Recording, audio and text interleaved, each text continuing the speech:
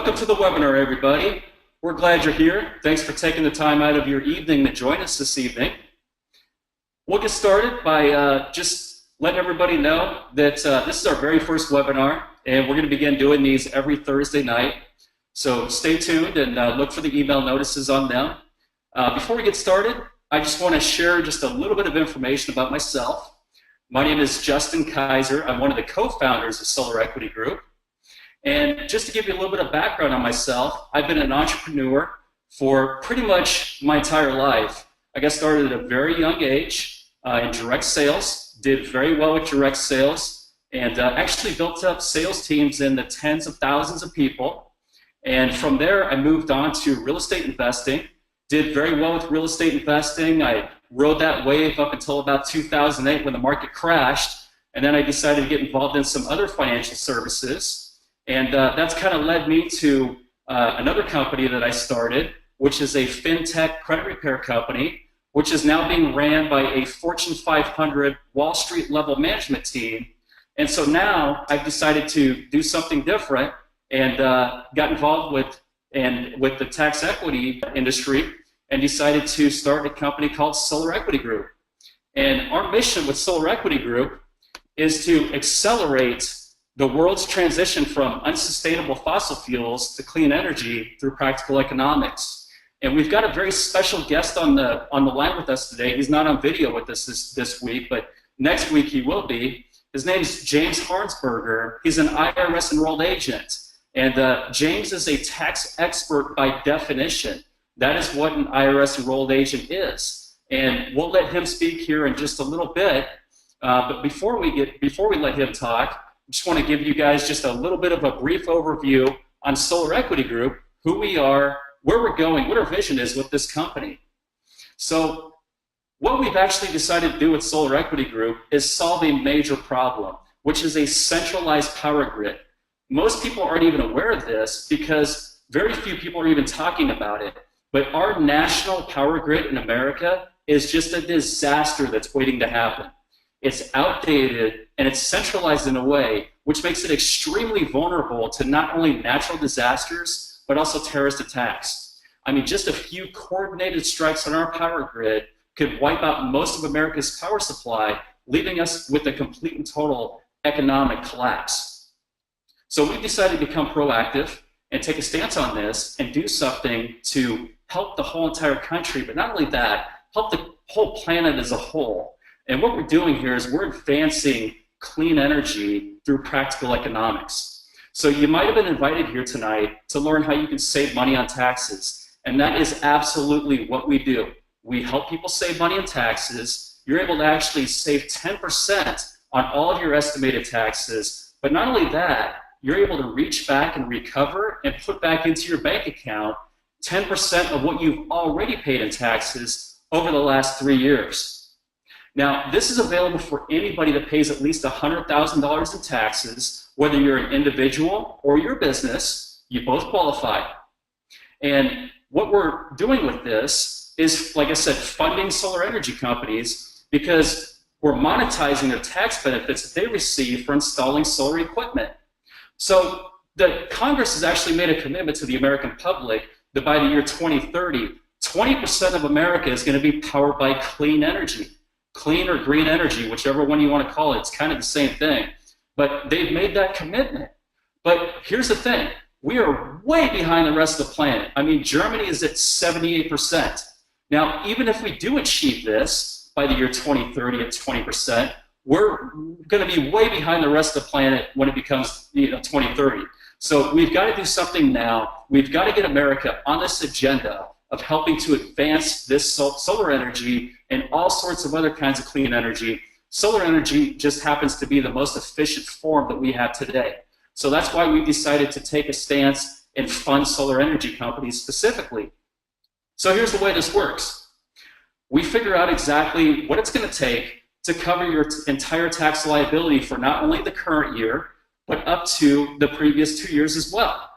So let's say, for instance, that you paid $100,000 in the year 2016 in taxes already, and you paid $100,000 in 2015, and you paid $100,000 in 2014, and you're going to owe over $100,000 in 2017. So what would happen is you just decide to get started, sign some simple paperwork, and within about 5 to 8 weeks, you've got a refund coming back for 100% of what you've already paid in those previous years. You are able to keep 10% of that, and then you send 90% of that directly to the solar energy company that you contracted with as a capital contribution. And that's what actually makes you a general partner in the actual solar company LLC itself. By becoming a general partner in the actual solar energy company LLC itself, you're able to utilize the exact same tax benefits that these solar energy companies receive on their own. So that's what's happening here, is you're basically redirecting your tax dollars into solar projects. By doing that, we're combining the power of practical economics with your tax dollars to fund these solar energy companies, and then they continue to use that funding to build more solar projects. The cycle continues over and over and over again, and it's a win-win-win-win situation. Now, this is approved by the government, it's respected by Wall Street, and it's expected by the IRS. Expected, meaning that the IRS has already accounted for $22 billion worth of transferable tax credits that you can use. Now, not only that, they've also allocated for even more than that in other forms of transferable tax equity, such as depreciation and net operating loss. So again, we want to thank you for joining us tonight.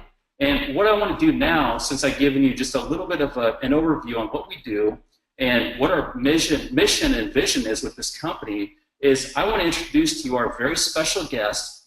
His name's James Harnsberger. He's an IRS Enrolled Agent. Not only that, he's an NTPI Fellow, which is a rank that very few tax professionals and tax experts ever achieve in their lifetime. He's also a paralegal, and he's decided to come on board with us because he's done his research, he's vetted everything out, and he's signed his approval on us. So without any further delay, James Harnsberger, are you with us? Hey, Justin, how are you? I'm doing well. Thanks, James. Awesome, awesome. Well, thank you very much. And I think what I will try to do is take the mundane and complex and try to make it a little entertaining and informative, and just start with how I got involved was really the request of looking at the information and how it was set up and how it worked.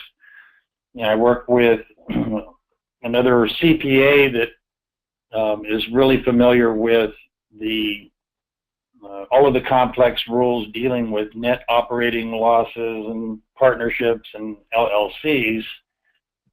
And so to take off a little bit off of what you have already shared, I will go through and try to explain it just from a tax perspective and a transaction point of view. Is that when the first piece of legislation during the Bush administration, I believe was in 2005, was passed, Congress adopted some provisions in the statute that allowed for energy companies, which could include biofuel, solar, wind, turbine, all of those, but more particularly solar, had some unique distinguishing carve-outs, if you will. And just to keep it simple, when Obama took office in his first term in 2009, this program was re-extended and expanded in a number of ways. And basically, a solar company that is actually the company that acquires the equipment and puts it on a building, whether it be a home or a commercial or government building, they do that under a contract. And under that contract, they spend millions of dollars in acquiring the equipment that is going to be installed to generate solar energy. And there are two tax components to the transaction dealing with solar installation. One is a solar energy credit, which is based on a percentage formula, and one is the depreciation credit that allows for accelerated depreciation. In other words, if you had $1 million of equipment on a project, you can accelerate the cost and expensing that in the first year, and then you're left with residual over a certain dollar threshold. Let's just say it's $500,000 on that project. You would be able to expense that first $500,000 and carry the other $500,000 on the books for future years. Those depreciation expenses generate net operating losses. That means that we have an expense greater than we have in income, and those losses inure to the benefit, pass on to the benefit of all of the partners in the LLC who are general partners in the LLC. And the general partner would then get a K-1 reflecting their percentage of interest in the LLC. And so if you had a 1% interest, hypothetically, you would get 1% of those losses.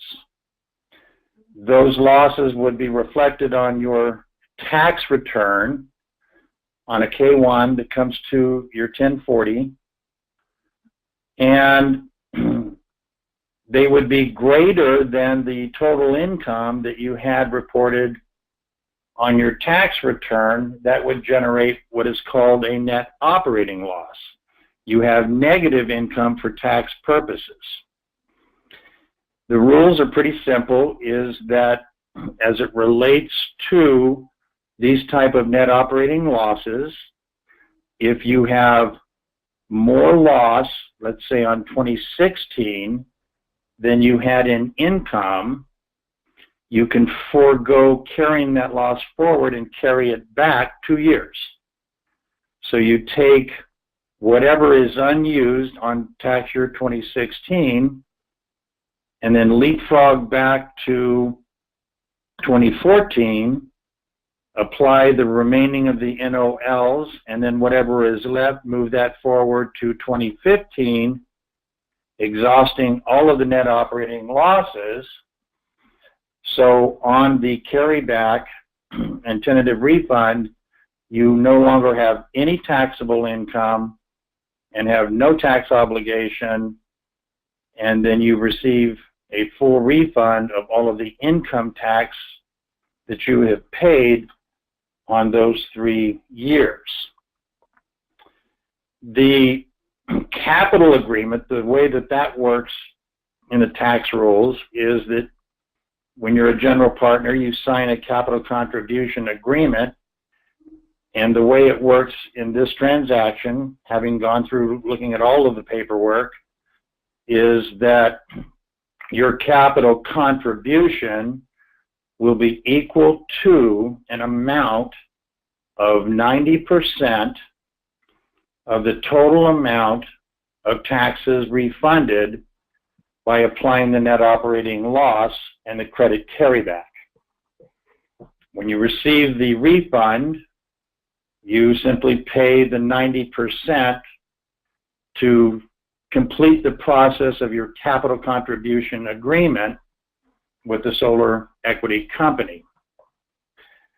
The tax credits are a different tax animal in the sense that they're not carryback provisions for tax credits related to solar energy. Tax credits are related to a current year based on the activity of how many energy tax credits the solar equity company has on a particular project that you would be a partner in. And those credits are transferable to the partners, proportionate to their percentage of interest. Let's go back hypothetically, 1% interest. So you would get 1% of those energy credits for a current year. Energy credits can be used to offset normal income tax on your personal tax return.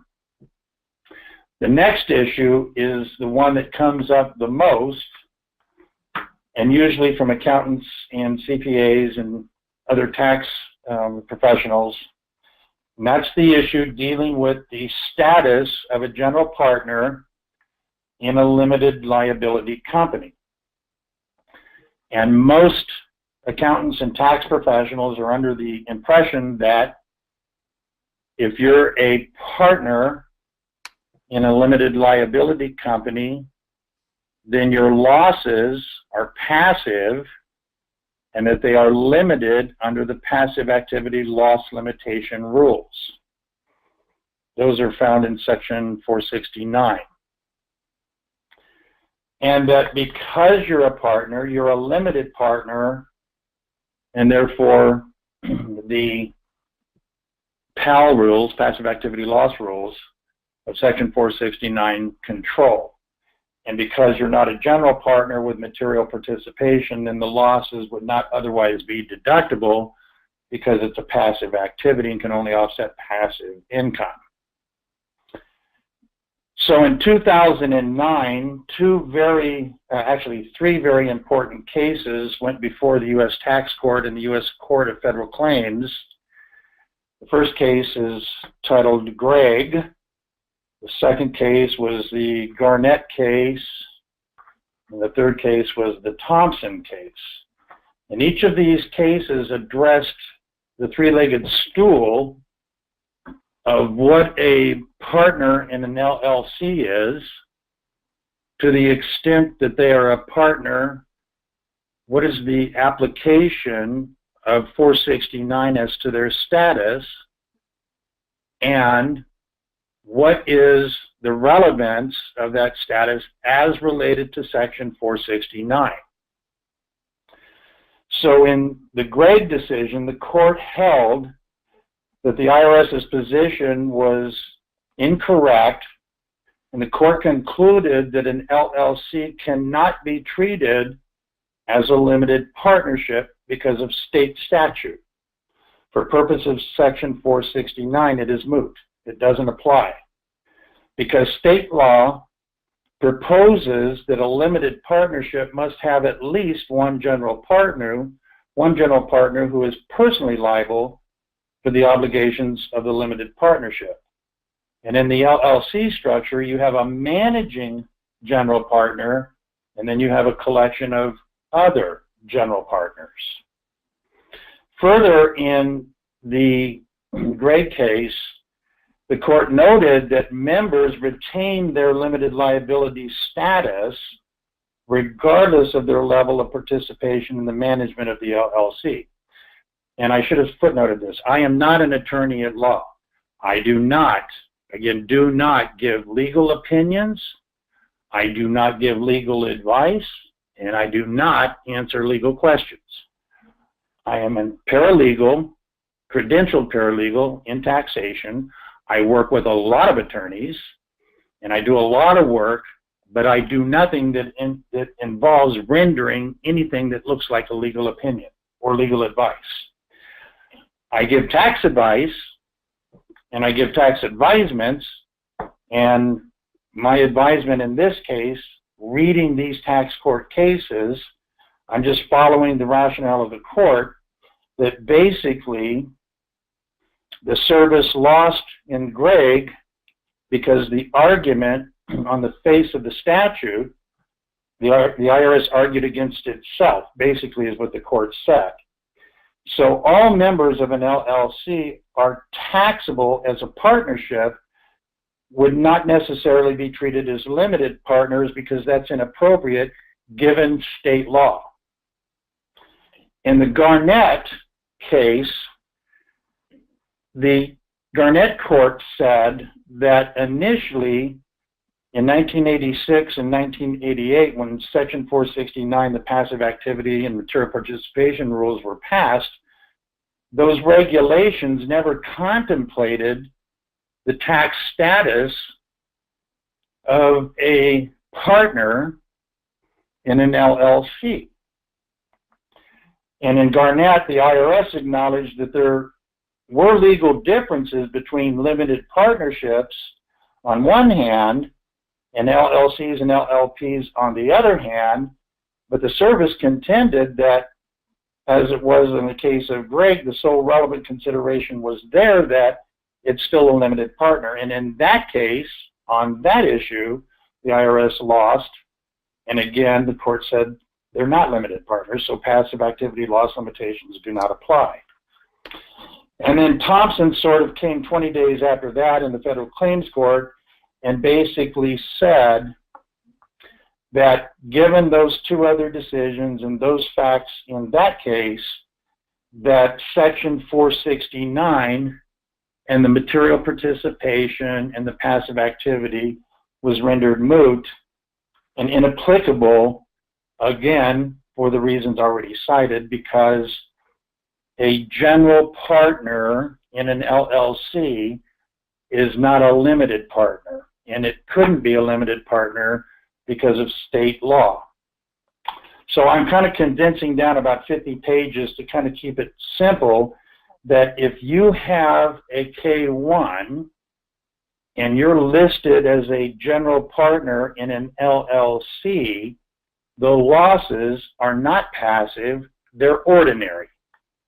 And under the court's opinion and analysis, ordinary losses offset all other ordinary income. They're not limited. So then that leaves one unresolved issue, and that would be the issue between the difference of your capital contribution and the amount of your net operating loss. There's a disparity. And in the case that, the illustration that Justin provided, basically you would have in his example a capital contribution of roughly $90,000 on a $100,000 refund, and you would get a deduction basically for $300,000 of income that was ordinary because you have a net operating loss to eat up all that ordinary income. So the difference between the $300,000 of ordinary income that you're wiping out and the $90,000 of your capital contribution, your 90%, there's a difference between those two numbers of $210,000. And that difference is made up on recourse debt that basically every general partner gets an apportionment of the amount of recourse debt of the LLC that is the difference, so that you don't have anything on your outside, I don't want to get too technical, but you have inside and outside basis. So your outside basis balances. You got part of it in your capital contribution, the 90%, and you got the rest of it equal to the $300,000 of taxable income in recourse debt that the limited liability company and the managing general partner are responsible for. And so to kind of whittle that all down, there is a great deal, I think there's about $25 billion basically of tax equity, and large corporations use these net operating losses all the time. If you become a partner in a limited liability company under this arrangement, you too would be entitled to receive a K-1 for your portion of those ordinary losses that you, yes, could apply to your tax return, and if they were in excess of your total taxable income for that year, you could carry them back, yes, and recover all of the taxes for the prior 2 years. And that's basically how it works, with one last caveat, is that my primary role in all of this was to help separate all of these moving parts and make sense, in a layman's sense, of how this really worked, so that people could understand how it works. Is it legal? How have others done it? How would I do it? And so I also assist Justin and his team by providing some technical support to some of the people and their tax professionals, or I might provide some technical support in helping somebody review or finish their claim or something like that. In all cases, what's important to make sure that you do in any case is make sure that you review all the paperwork, and if you have questions, ask Justin and his team, and if the questions come up that are related to the tax or how it works in your particular case, then I'm certainly available, and I've got people on my team that can try to answer those questions as it relates to any of the technical stuff on your tax return. The last point is that, does this apply to state taxes? And the answer is it depends. It depends on your state, and it depends on the rules for net operating losses in your state. California has a bifurcation of net operating loss carrybacks in that they would allow 100% for 2016, then you carry the remaining loss back to 2014. They're only going to allow 50%, and then carry forward the remaining to tax year 2015, they would only allow 75%. Every state is different that has a state income tax, and the reason most states put great restrictions on net operating loss carrybacks is because it was taking revenue from the state, and the states didn't want to give that money back, so they passed laws, like in California, limiting how much you could go back with a net operating loss and recover your state income tax. That's a political question, not a tax question. So that's basically how it works, and I can take a few minutes, Justin, if you want, and maybe answer a few questions. Yeah, absolutely. James, wow. What an incredible amount of information here. So valuable. I mean, anybody that just heard what you said should have absolutely no doubt whatsoever that what we're doing is 100% real and that it is legitimate, legal. I mean, this has been done thousands of times since 2010. And, you know, now we've got the tax professionals on board like James that have completely vetted this whole entire process out. So if you're watching this and if you're hearing this for the first time, maybe you didn't have your tax professional on here, this has been recorded. So we're going to go ahead and get this out to everybody so you can give this to your tax professionals if that is one thing that may be stopping you from moving forward. So with that being said, yes, let's open this up for any kind of questions. If anybody has any questions they'd like to ask James, let's go ahead and get those answered. You can raise your hand by using your control panel. We can unmute your microphone, and we'll let you speak directly to James and get your questions answered. And let's see here.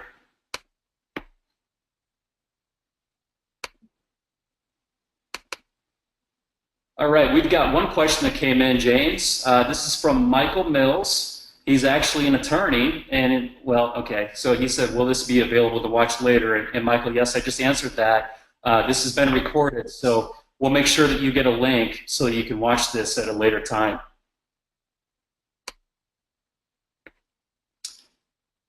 All right, any other questions, anybody? Feel free to raise your hand and we'll unmute your microphone so you can speak directly to James and get your questions answered. Speak. You can also write in the chat and we'll answer your questions that way. Mainly just a testimonial from Nathan Tribble. He says, just wanted to let you know that you guys are amazing and this webinar helps tremendously. Well, awesome. Thank you, Nathan, for being here. We're glad you've been a part of this and we hope that you've taken something valuable from this information. All right. Any questions? We haven't had a question yet.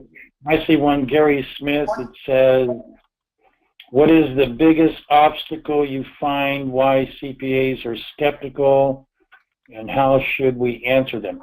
Well, for all the reasons that I cited, tax law, as you can imagine, in this country is, I mean, if you want to feel what it's like to be a jelly donut, read the tax code. You'll glaze over, and goo will come out all over the place. CPAs, like many tax professionals, have been trained to follow a fact pattern, and everything comes out to one conclusion or another. It's either passive or it's active. If it's active, it's all ordinary loss. And most CPAs are under the false impression that a member of an LLC is a limited partner. And that was an unsettled question before the 3 cases in 2009 that I cited, and there's actually one more document, an AOD, Action on Decision by the Office of Chief Counsel for the IRS, who issued an acquiescence to not further litigate these issues with regard to, in terms of the acquiescence and result only. Now, what that technically means, the outcome of the result in those decisions, in Thompson particularly, and in Garnett specifically, the Office of Chief Counsel is simply going to acquiesce as to the result of the court's decision.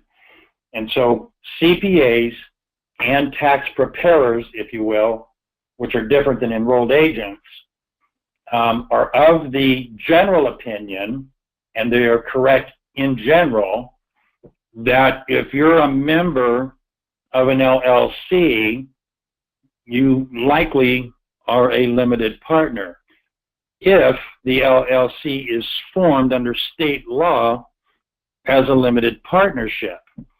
But that's a very different factual question, and most LLCs are not formed that way. So it raises a whole bunch of other questions in other areas of tax law, but with regard to this transaction and with regard to how these losses are treated, you have the same status as every other general partner, and any loss inured to your benefit through a K-1 of a LLC to a general partner is on its face a ordinary loss and can offset all ordinary income. Excellent. That was a great answer, James. It looks like we've got somebody that typed one in here. This is from Nathan Tribble as well. He says, for everyone listening, I was wondering if and how, as an ambassador, to answer the tax shelter question that many people have as we explain the process to them. James, can you touch on that a little bit? Like, why is this not considered a tax shelter? Because it's not. It's not a tax shelter. Okay, that's good. It doesn't even look like this doesn't even look like a tax shelter.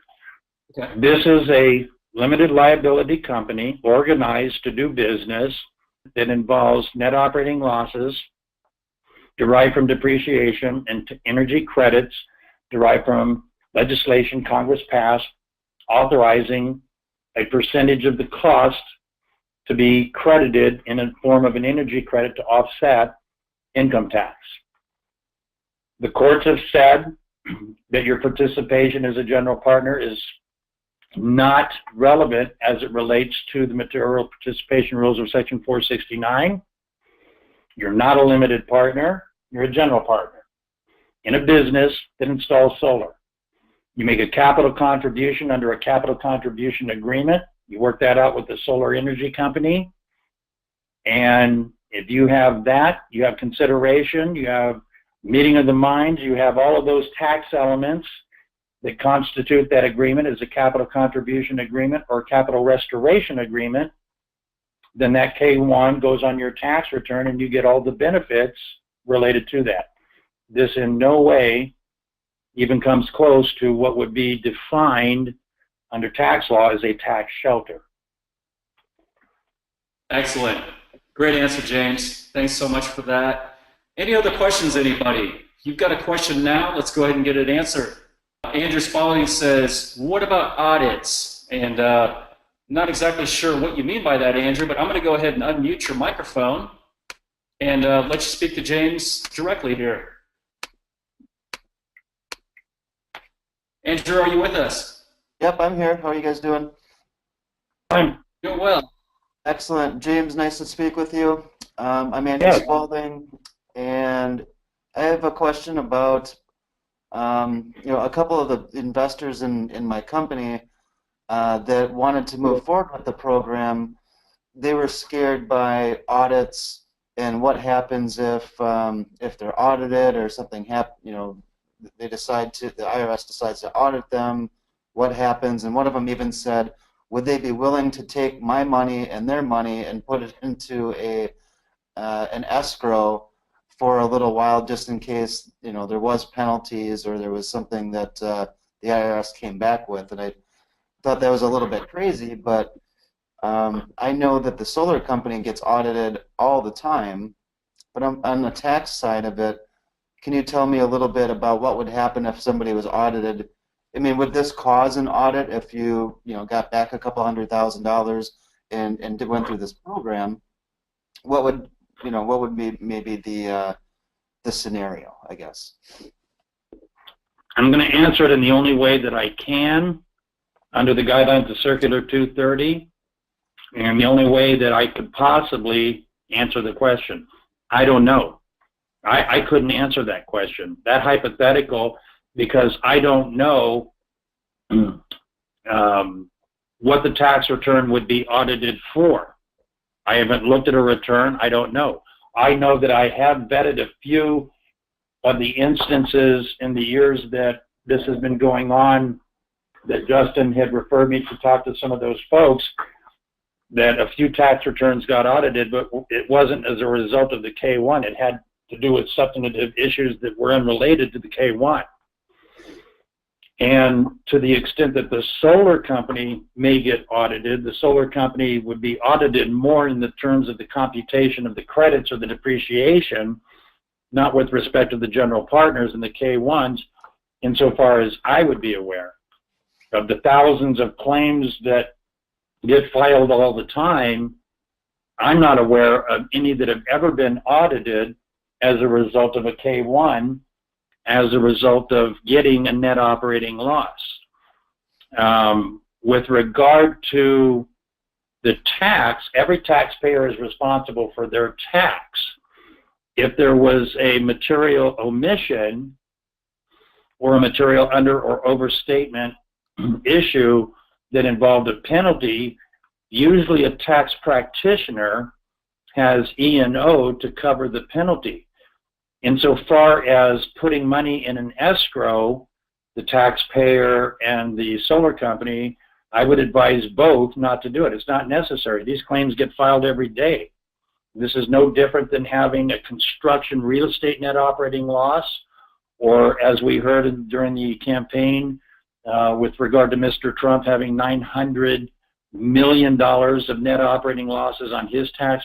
These are net operating losses, and the only thing that would be a question that could even possibly be a question for purposes of an exam that I see would be at the solar company level, not at your K-1 level, because the solar company is the one that issued the K-1. And I have spoken with the CPA that prepares those and vetted that information. My CPA, I myself, am satisfied he knows a hell of a lot about what he's doing. And I've looked at some of those returns where in one case, I think there was $1 million of tax just on this one case. The refunds, I think, or the tax reduction was over $1 million. And the only thing I would have suggested in that case is that they made a slight adjustment to the percentage of ownership and round it to 2 digits rather than 3. And that was the only recommendation I made. So that's the best answer I could give you or anybody. And nobody knows or controls how the IRS selects tax returns for examination. I've been doing it for over 30 years, and I still can't figure it out. Right. Yeah. Well, don't try to kill yourself trying to figure that one out. Nobody knows why the IRS does anything. I don't even know that they know why they're doing anything. So,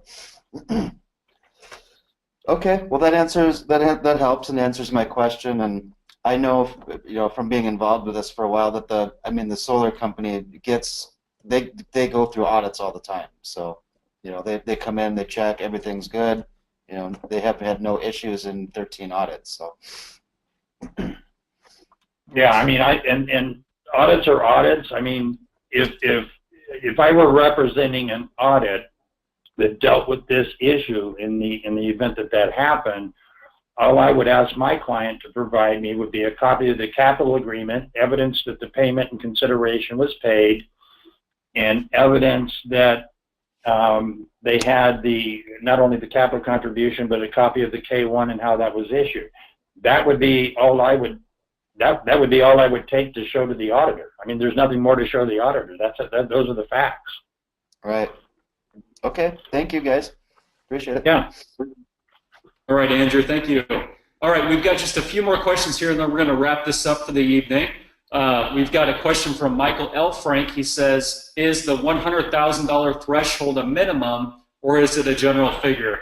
Yes, Michael, we've decided as a company to provide this for people and businesses that have a minimum of $100,000 per year in tax liability. So there's no exceptions for that. That's just what we set the company minimum at. And we've got a few different reasons for that. One reason is we found that a lot of our clients that we were accepting before were preparing their own taxes. And unfortunately, that causes a bigger headache, much more time for James and all the other tax professionals that we're working with to siphon through, everything that they've done. And unfortunately, they didn't do things correctly, so it just took much more time to work with those clients. So unfortunately, we had to restrict this to people that pay $100,000 or more in taxes, because if you pay that much in taxes, you probably have your own professional tax firms working with you. So that's the answer to that. And let's see here. We've got another one from Gary Smith. He says, if you don't know about this and someone called you the first time explaining this, what would interest you? Want to stay on the phone and want to learn more about this and want to participate? For example, would the fact your clients would save 10% motivate you more, or would the fact that you're getting a commission be more of a motivating factor to keep your interest coming from your tax background perspective? So James, I think that was directed to you. If you were for the first time hearing about this, what would be more interesting to you? The fact that your clients are going to save money, or the fact that you're going to earn a commission on your clients for helping them save money? Okay, so my advice or my recommendations or anything that I would do with my client is guided by what is in the interest of the client, and I'm not allowed, and nor do I participate in conflicting that interest for my client. My client doesn't pay me a fee to do anything regarding amending a return if they wanted me to amend their return and they got a K-1. Or if a new client came to me and they had a K-1 from the solar company to amend the return, there would be no fee. And to the extent, and if I did get a commission, I would disclose that to the client as part of my ethical duty to the client. My whole impetus and my whole concern is to make sure that if it's being filed and it's being computed, that we don't have amateurs filling out tax returns and K-1s and amending 1045 carryback tentative claim credits, because it's very complex. It gets very complicated. And in those cases, then you probably would have some issues of rejected claims because they're technically incorrect. And so my main purpose is to make sure that, as Justin and his team have asked me, to provide some technical support, provide some technical guidance, talk to other tax professionals and CPAs to try to answer their questions, and to the extent every once in a while if somebody wants me to help because they don't have a qualified tax professional, then I would be happy to do that. It's not about my commission. It's about if this is what you're going to do, this is how to do it correctly. And if I do it, there's no fee to do it. And if I get paid a commission or a referral fee from the solar company, I would certainly disclose that. Excellent. Thanks so much for sharing your perspective on that, James. We really appreciate that. We've got one last question, and we're going to go ahead and wrap it up here. This question is from Margie Alexander. She's asking, can we get the CPA or can we let the CPA get on the webinar each Thursday? Margie, absolutely. That is what these webinars are for, is to give people that want to get more information about this, whether they're a potential client or whether they're a tax professional. We put these webinars together so that they can jump on these webinars and they can get the information that is going to answer their questions. Many CPAs have questions, as you may have experienced. I don't know if this is your CPA that you're talking about, or if you're an ambassador that may be working with different CPAs, but CPAs have a lot of questions when it comes to this, because this is just something that they're not very versed in. They're not well versed in this. And CPAs are great at what they do, but by definition, they're not tax experts, which is why we've got James Harnsberger, an IRS Enrolled Agent, on with us, is because he is a tax expert by definition. That is what he is. So we're here to help and educate CPAs in this area of expertise that this is not their area. So, well, and also, Justin, if I could add, you have a document, a short memo that's more technically oriented, that is for tax professionals and CPAs, that you would give them before they got on a meeting or a call or something like that, so they could get up to speed. Absolutely. James has done a wonderful job at putting together a presentation PDF for CPAs and other tax professionals so they can understand this process before they get on this webinar. So Margie, we've got your email address, and we'll make sure we send this out to you so you can send it to your CPA or the CPA that you're talking about. So we'll go ahead and wrap this up, guys. Unless anybody has any other questions, we'll give it one last time here. We've just got basically people saying thank you for your time. One question or a comment from Chuck Hooper is, once filed, how long does it take to receive payment? And James, I'll go ahead and let you answer that one. It all depends. I mean, it all depends. The typical time, I would say, is generally, I would say 6 to 8 weeks. During tax season, this time of year, depending on what part of the country and what service center you file in, it could be 4 to 6 weeks. It could be 8 to 10 weeks. You have to file in the service center of where your original returns were filed. And every service center is a little bit different in terms of their backlog. So I would say on the outside, I would give it maybe 10 weeks. On the inside, easily no less than 4 or 5 weeks. Excellent. All right. Well, James, I want to give you another just big thank you for joining us here tonight and answering all these questions and just being a part of our team. What you do for us is invaluable. I mean, we're very appreciative of you. And, you know, for everybody that's taking the time out of their evening to jump on this webinar tonight, thank you for that. We hope that you've got what you're looking for, whether it was a question that you needed answered or just general information in general. We hope that you came here and you're leaving with what you're looking for. So with that being said, thanks again, everybody. And James, if you have any final words, I'll let you say those now before we wrap it up. I don't know. Let's make America great again. I'm with you on that. All right, guys. Awesome. Take care now. Have a great evening.